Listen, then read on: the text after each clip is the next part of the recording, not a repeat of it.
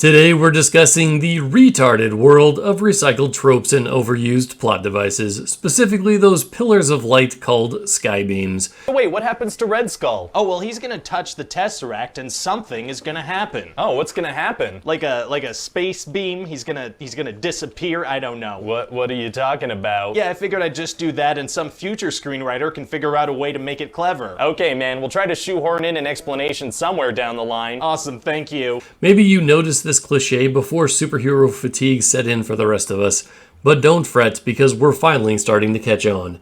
You may have seen it in films such as Man of Steel, Justice League, X-Men Apocalypse, Captain America the First Avenger, literally every single Avengers film, Suicide Squad, Iron Man, Amazing Spider-Man, and Hellboy, as well as in some non-superhero films like The Fifth Element, Ghostbusters, Star Trek V The Final Frontier, Men in Black 3, Chronicles of Riddick, Dark Tower, This Is the End, The Raiders of the Lost Ark, Independence Day, The Return of the King, and quite possibly the one that started it all, Star Wars.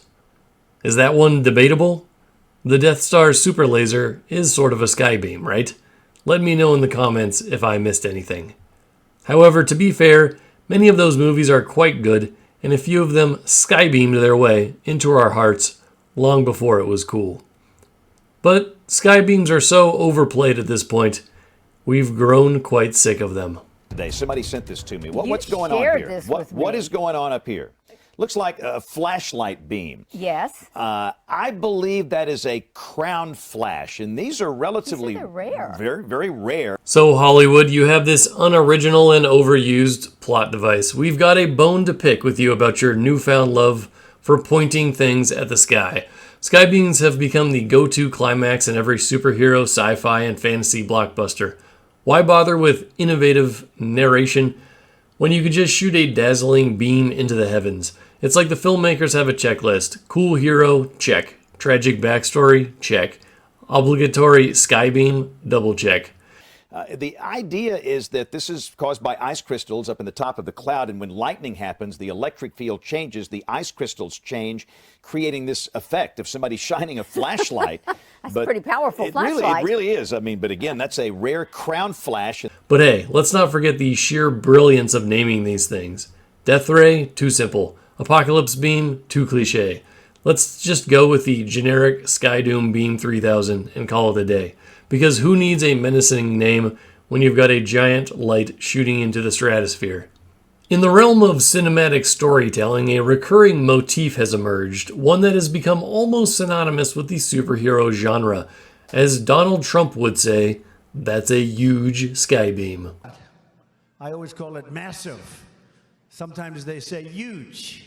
This trope serves as a visual cue for impending peril. The YSB is typically brought into existence by some celestial luminescent entity, or CLE. Of course, that's not enough. They must often be accompanied by an entourage of NPCs that are about as intimidating as your average gender studies major. And I'm really not interested, so. So here's the thing. I'm gonna need $10,000 to pay off my student loans. I need it. Like, really need it. Really. Look. What adds a touch of irony to this narrative formula is its predictability. The huge skybeam functions as both a harbinger of death and a portal to otherworldly dimensions. It has etched itself into the conventions of superhero storytelling.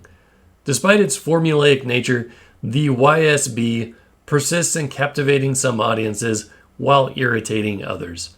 The prevalence of this trope raises intriguing questions about its enduring appeal, at least to Hollywood executives, and its tendency to transcend the confines of superhero narratives, infiltrating various genres in the vast landscape of cinema.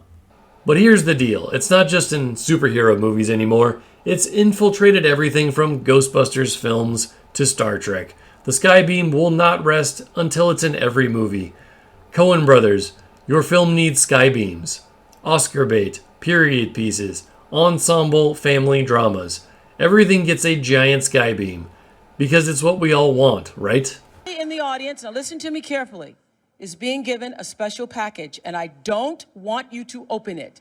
Do not open it. Cameras are on you, so do not open until I tell you. All right, open your boxes.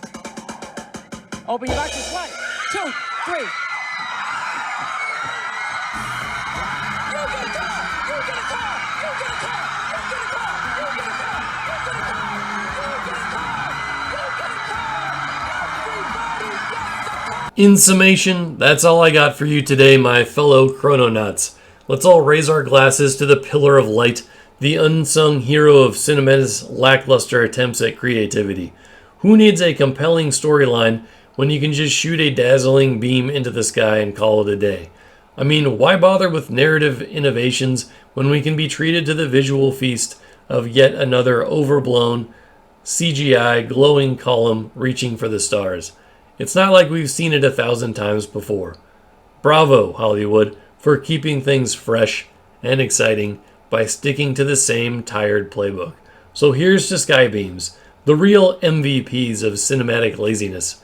May they continue to illuminate our screens and our hearts and blind us with their brilliance, because who needs originality when you can just look up and witness the spectacle over and over and over again. Cheers to the predictable glow of the Skybeam, guiding us through the uncharted territory of recycled ideas. That sounds boring. Let's stick with the improv, okay? Is it gonna be hard to wrap up a movie if nobody has character arcs? Actually, it's gonna be super easy. Barely an inconvenience. Oh, really? Yeah, in the third act, we could just do what all blockbusters do these days. Big CGI fight in a skybeam. Big CGI fight in a skybeam. Oh, big CGI fights and skybeams are tight. Yeah, well, you know, that's just like, your opinion, man.